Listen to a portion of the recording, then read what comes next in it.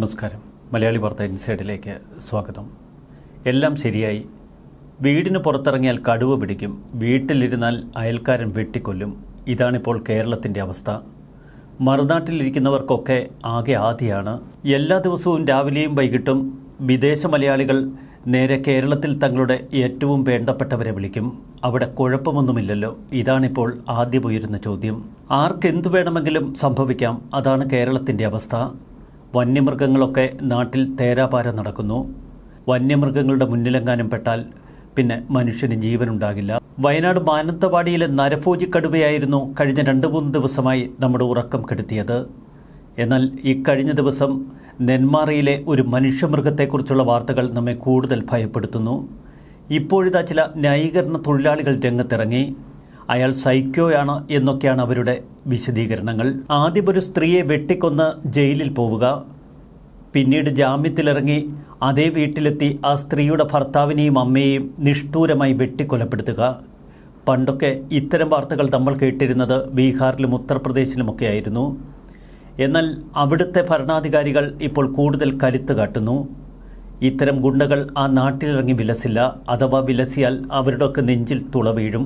എന്തിനേറെ നമ്മുടെ തൊട്ട അയൽ സംസ്ഥാനമായ തമിഴ്നാട്ടിലും സ്ഥിതി അപ്രകാരം തന്നെ. ഏതെങ്കിലും ഒരു ഗുണ്ട തലപൊക്കിയാൽ പിന്നെ കേൾക്കുന്നത് എൻകൗണ്ടർ വാർത്തകളാണ്. അതുകൊണ്ട് തന്നെ ഗുണ്ടകളൊക്കെ പരിഭ്രമത്തിൽ കഴിയുന്നു. ഇവിടെ ആർക്കെന്തു വേണമെങ്കിലും ചെയ്യാം, ആരെ വേണമെങ്കിലും തല്ലിക്കൊല്ലാം, വെട്ടിക്കൊല്ലാം. മനുഷ്യൻ്റെ ജീവനെടുക്കുന്നവർക്ക് വേണ്ടി വാദിക്കാനും ചിലർ കളത്തിലിറങ്ങും. നരഭോജിക്കടുവയെ കൊന്നത് എന്തിനാണ് എന്ന് ചോദിക്കുന്നവരുണ്ട് ചിലർ ഇപ്പോൾ സമൂഹ മാധ്യമങ്ങളിൽ. മനുഷ്യരെ കൊല്ലുന്നവരില്ലേ, അവരെയൊക്കെ നമ്മൾ കൊന്നുകളയുന്നുണ്ടോ? പിന്നെ എന്തിനാണ് കടുവയെ മാത്രം കൊല്ലുന്നത്? ഇമാതിരി പിഴച്ച ചോദ്യങ്ങളാണ് പലരുടേതും. ഇപ്പോഴിതാ നെന്മാറ കൊലക്കേസിലെ പ്രതിയെക്കുറിച്ചാണ് ചിലരുടെ വിശദീകരണങ്ങൾ. അയാളൊരു സൈക്കോ അല്ലേ? കോടതിയല്ലേ അയാൾക്ക് ജാമ്യം കൊടുത്തത്? അതിന് പിണറായി വിജയൻ സർക്കാർ എന്ത് പിഴച്ചു? എന്നാൽ ജാമ്യത്തിൽ പുറത്തിറങ്ങിയ ആ പ്രതി ജാമ്യവ്യവസ്ഥകൾ ലംഘിച്ചപ്പോൾ തന്നെ അധികൃതർ ഇയാളെ നിയമത്തിന് മുന്നിൽ എത്തിക്കേണ്ടതായിരുന്നു. ജാമ്യം റദ്ദ് ചെയ്ത് അയാളെ ജയിലിൽ അടയ്ക്കണമായിരുന്നു. നമ്മുടെയൊക്കെ ഉറക്കം കെടുത്തുന്ന ഒരു പെൺകുട്ടിയുടെ കരച്ചിൽ, അഖിലമോളുടെ കരച്ചിലിന് മുന്നിൽ നമുക്ക് ചെവി പൊത്തിപ്പിടിക്കാൻ കഴിയില്ല. അച്ഛനും അമ്മയെയും മുത്തശ്ശിയെയും നഷ്ടപ്പെട്ട അഖിലമോൾ ഇപ്പോൾ അനാഥയായതിനു പിന്നിൽ ഈ ഭരണകൂടമാണ്. ഭരണകൂടത്തിൻ്റെ ദുർചെയ്തികളാണ് അഖിലമോളുടെ അനാഥത്വത്തിന് കാരണം. നെന്മാറയിൽ സുധാകരനെയും അമ്മയെയും ചെന്താമര എന്ന കൊടുംക്രിമിനൽ വെട്ടിയത് വടിയിൽ വെട്ടുകത്തി വെച്ച് കെട്ടിയതിനു ശേഷം. ചെന്താമര വീട്ടിൽ ഒറ്റയ്ക്കായിരുന്നു താമസമൊക്കെ. കൊല്ലാൻ ഉറപ്പിച്ചായിരുന്നു അയാൾ വീട്ടിൽ നിന്നിറങ്ങിയത്. ഇയാളുടെ വീടിൻ്റെ അലമാരയിൽ നിന്നും ഇപ്പോൾ പോലീസ് വടിവാൾ കണ്ടെത്തി. സുധാകരൻ സ്കൂട്ടറിൽ വരുമ്പോൾ ചെന്താമര അയാളെ വെട്ടുകത്തി ഉപയോഗിച്ച് വെട്ടിവീഴ്ത്തുകയായിരുന്നു. ശബ്ദം കേട്ട് ഓടിയെത്തിയ മീനാക്ഷിയെയും ഇയാൾ ആഞ്ഞുവെട്ടി. രണ്ടുപേരും സംഭവ സ്ഥലത്ത് വെച്ച് തന്നെ മരിച്ചു.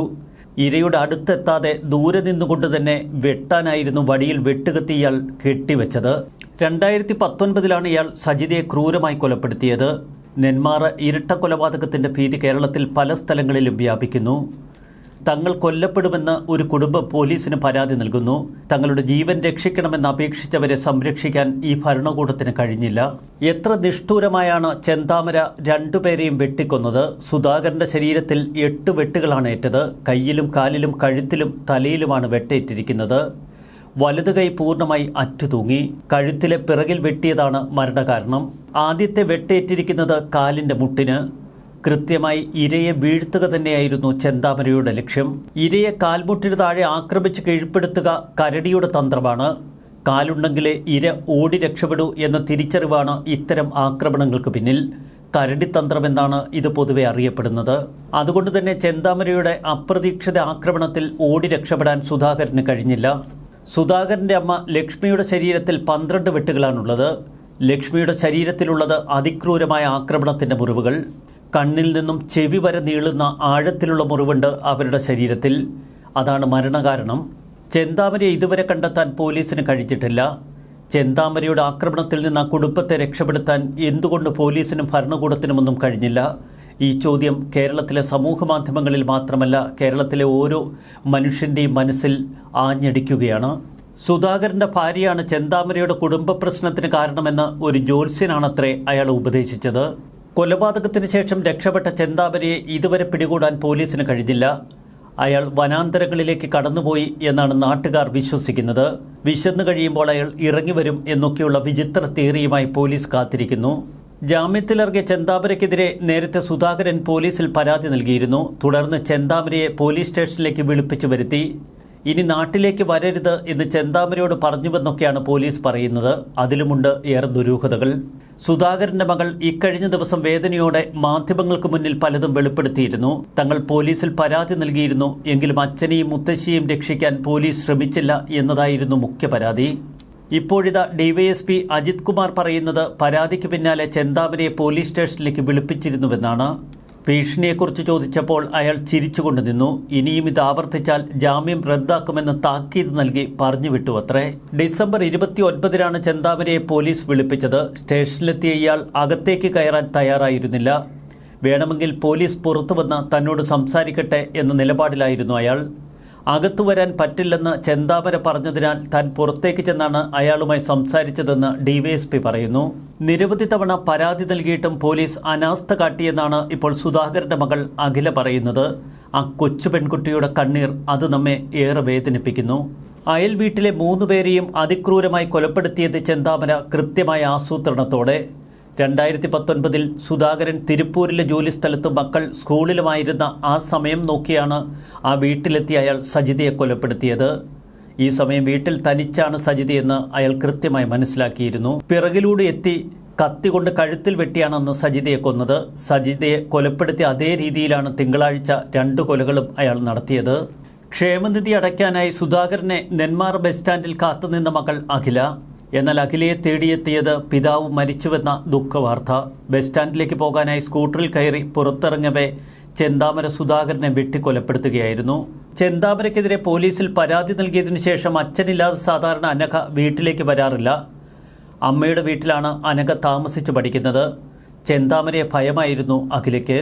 സുധാകരൻ തമിഴ്നാട് തിരുപ്പൂരിൽ ഡ്രൈവർ ജോലി ചെയ്യുകയാണ്. ജോലിക്കിടയിൽ അവധിയിലെത്തിയ അച്ഛന് ക്ഷേമനിധി ബോർഡ് രേഖകൾ തയ്യാറാക്കുന്നതിന് അവധിയെടുത്താണ് നെന്മാറ ടൗണിൽ എത്തിയതെന്ന് അഖില പറയുന്നു. പ്രതിയെ പിടികൂടാൻ 30-ലധികം പോലീസ് സംഘങ്ങളുണ്ട്. അവർ വേണ്ടത്ര തയ്യാറെടുപ്പുകളോടെ പ്രതിക്കായി പരിശോധനകൾ തുടരുന്നുവെന്നാണ് പോലീസ് വിശദീകരിക്കുന്നത്. ഒരു സംസ്ഥാനം അരാജകമായി എന്ന് പറയാൻ ഇതിൽ പരം എന്ത് തെളിവുകൾ വേണം? അരാജകത്വം എന്താണെന്ന് ശരിക്കും മനസ്സിലാക്കുകയാണ് ഇപ്പോൾ കേരളത്തിലെ ജനങ്ങൾ. ജീവനും സ്വത്തിനുമൊന്നും യാതൊരുവിധ സുരക്ഷയും ഇവിടെ ലഭിക്കുന്നില്ല. ഗുണ്ടകളുടെ സ്വന്തം സംസ്ഥാനമെന്ന് നമുക്ക് കേരളത്തെ വിശേഷിപ്പിക്കേണ്ടി വരും. ഗുണ്ടകളും കവലച്ചട്ടപ്പികളുമൊക്കെയാണ് ഇപ്പോൾ നാൽക്കവലകൾ ഭരിക്കുന്നത്. 5000-ഓളം ഗുണ്ടകൾ സംസ്ഥാനത്തുണ്ട് എന്ന ഔദ്യോഗിക കണക്കുകൾ. എന്നാൽ അതിലപ്പുറം പല സൈക്കോ ഗുണ്ടകളും സംസ്ഥാനത്തിന്റെ പല ഭാഗത്തായി ഇങ്ങനെ കഴിഞ്ഞുകൂടുന്നു. ഇരയെ കാത്തിരിക്കുകയാണ് ഇത്തരം സൈക്കോ കൊലയാളികൾ. നേരത്തെ തിരുവനന്തപുരം ജില്ലയിലുണ്ടായ നിരവധി ഗുണ്ടാക്രമണങ്ങളുടെ കഥ നമ്മെ വേദനിപ്പിച്ചിരുന്നു. കേരളത്തിന്റെ പല ഭാഗങ്ങളിലും നിരവധി കൊലപാതകങ്ങളുടെ വാർത്ത ഓരോ ദിവസവും നമ്മെ തേടിയെത്തുന്നു. ഒരു കാലത്ത് ബീഹാറിലും ഉത്തർപ്രദേശിലുമൊക്കെ നമ്മൾ കേട്ടിരുന്ന ജംഗിൾ രാജ് ഇന്ന് കേരളത്തിലാണ്. ഏറ്റവും ഭയപ്പെടേണ്ട ഒരു കാലഘട്ടത്തിലൂടെയാണ് നമ്മൾ കടന്നു പോകുന്നത്. രാവിലെ വീട്ടിൽ നിന്നിറങ്ങിയാൽ വൈകിട്ട് വീട്ടിൽ തിരിച്ചെത്തുമെന്ന് ഒരു ഉറപ്പുമില്ലാത്ത സംസ്ഥാനം. വഴിയിൽ പതിയിരിക്കുന്നതും അയൽ വീടുകളിൽ ഒളിച്ചിരിക്കുന്നതുമൊക്കെ സൈക്കോ ക്രിമിനലുകൾ. എന്നാൽ ഇത്തരം ക്രിമിനലുകളെ നിയന്ത്രിക്കാൻ കേരളത്തിന്റെ പോലീസിന് കഴിയുന്നില്ല. ഇത്തരം സൈക്കോ ക്രിമിനലുകളെ നേരിടേണ്ടത് തോക്കിന് മുന്നിലൂടെ തന്നെ. വേണ്ടി വന്നാൽ എൻകൗണ്ടറുകൾ അത് കേരളത്തിൽ ആരംഭിക്കേണ്ടതുണ്ട്. നേരത്തെ പോലീസ് പിടിയിലായ സ്ഥിരം കുറ്റവാളിയെന്ന് ബോധ്യപ്പെട്ട് മജിസ്ട്രേറ്റ് നാടുകടത്തിയ പ്രതിയായിരുന്നു കോട്ടയത്ത് ഒരു 19 വയസ്സുകാരനെ തട്ടിക്കൊണ്ടുപോയി ക്രൂരമായി കൊലപ്പെടുത്തി മൃതദേഹം പോലീസ് സ്റ്റേഷനിലേക്ക് വലിച്ചെറിഞ്ഞത്. മകനെ പാതിരാത്രിയിൽ ഗുണ്ടകൾ തട്ടിക്കൊണ്ടുപോയി എന്ന് പരാതിപ്പെട്ടിട്ട് ഒരു ചെറുവിരൽ അനക്കാതെ മാതൃകയായ കേരള പോലീസ്. പോത്തങ്കോട് ഗുണ്ടകൾ തമ്മിലുള്ള കുടിപ്പകയിൽ ഒരു ചെറുപ്പക്കാരനെ വീട്ടിൽ കയറി വെട്ടിക്കൊന്ന് പട്ടാപ്പകൽ മുറിച്ചെടുത്ത കാലമായി ബൈക്കിൽ പ്രകടനം നടത്തിയ ഗുണ്ടകൾ. ഞങ്ങളുടെ അമ്മ പോയി, അച്ഛൻ പോയി, ഇനി എനിക്കാരുണ്ട് എന്ന് ചോദിക്കുന്ന അഖിലമോളുടെ ആ കണ്ണീരിന് മുന്നിൽ എന്തുത്തരമാണ് പിണറായി വിജയന് പറയാനുള്ളത്? എന്ത് സ്ത്രീ സുരക്ഷയാണ് ഈ സർക്കാരിന് വാഗ്ദാനം ചെയ്യാനുള്ളത്? എല്ലാം ശരിയാക്കുമെന്ന് പറഞ്ഞ് അധികാരത്തിലെത്തിയ ഒരു മന്ത്രിസഭ.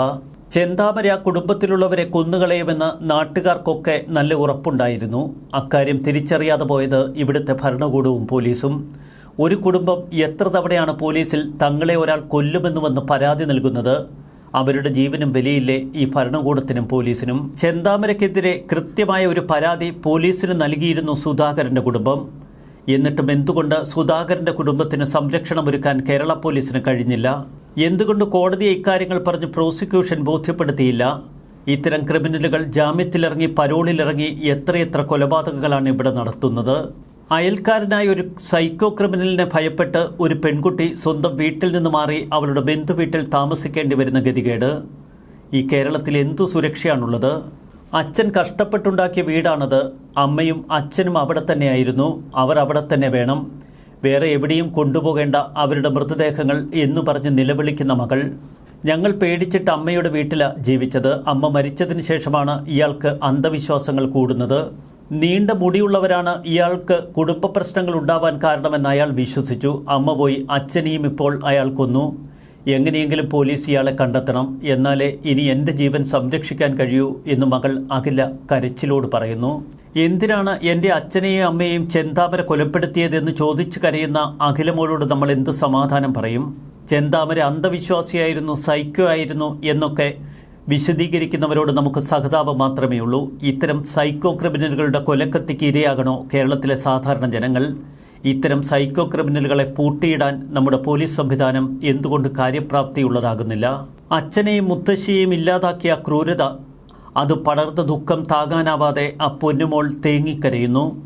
എപ്പോൾ വേണമെങ്കിലും ആരെയും കൊല്ലാമെന്നാണ് ചെന്താമരയുടെ തോന്നലെന്ന് നാട്ടുകാർ പറയുന്നു. എല്ലാവർക്കും അയാളെ ഭയമാണ്. ഇക്കാര്യത്തിൽ പരാതി നൽകിയിട്ടും പോലീസ് ഗൗരവത്തിലെടുത്തില്ല. ചെന്താമര അപകടകാരിയാണെന്നും സജിത വധക്കേസിൽ ചോദ്യം ചെയ്യുമ്പോൾ ഇനിയും താൻ കൊലപാതകം നടത്തുമെന്ന് പോലീസിനോട് പറഞ്ഞിരുന്നുവെന്നും ഇപ്പോൾ വാർത്തകൾ വരുന്നു. അന്ന് അന്വേഷണ സംഘത്തിലുണ്ടായിരുന്ന റിട്ടയർഡ് DYSP KM ദേവസിയാണ് ഇക്കാര്യം വിശദീകരിച്ചത്. എന്നിട്ടും ഇയാൾക്ക് എങ്ങനെ ജാമ്യം ലഭിച്ചു? ഇത്തരം കൊലയാളികൾ നമ്മുടെ സമൂഹത്തിൻ്റെ പല ഭാഗങ്ങളിലും ഒളിച്ചിരിപ്പുണ്ടെന്ന് തിരിച്ചറിയുമ്പോഴാണ് കേരളം എത്രമാത്രം അപകടകരമാണ് എന്ന് മനസ്സിലാക്കുന്നത്. മക്കളെ ശല്യം ചെയ്ത് ചോദിക്കുന്ന പിതാക്കന്മാരെ കൊലപ്പെടുത്തുന്ന എത്രയെത്ര സംഭവങ്ങൾ. ഇവിടെ എല്ലാവർക്കും ഭയമാണ്. ഏത് കൊലയാളിയാണ് നമുക്ക് ചുറ്റും പതുങ്ങിയിരിക്കുന്നത് എന്നറിയാതെ കേരളത്തിലെ ജനങ്ങൾ നിശബ്ദമായി തേങ്ങുന്നു. കടുവ ഭക്ഷിച്ച പഞ്ചാരക്കൊല്ലിയിലെ രാധയുടെ വീട്, ഇപ്പോഴിതാ ഒരു മനുഷ്യമൃഗം ആക്രമിച്ച് കൊലപ്പെടുത്തിയ നെന്മാറയിലെ 2 മനുഷ്യരുടെ ജീവനറ്റ വീട്. കേരളമെന്ന സംസ്ഥാനം അരാജകത്വത്തിൻ്റെ അടയാളമാണ് എന്നതിൽ ഇതിൽ പരം എന്ത് തെളിവുകൾ? ന്യൂസ് ഡെസ്ക് മലയാളി വാർത്ത ഇൻസൈഡ്.